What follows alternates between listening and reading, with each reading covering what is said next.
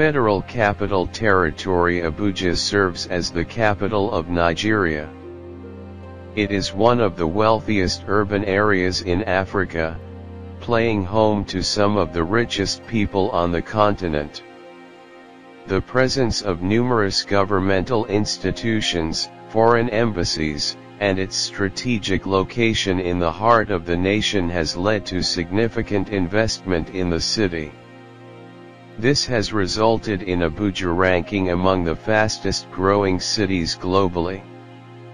With a total population well over 2.5 million, Abuja currently has the fourth biggest metropolitan population in Nigeria after Lagos, Kano, and Ibadan.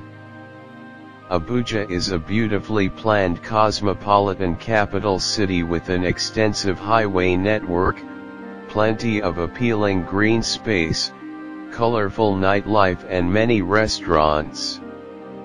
The culture of the city is formed by Nigeria's many ethnic groups.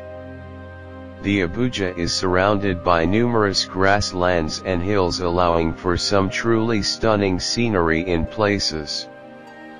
The city boasts of impressive modern architecture.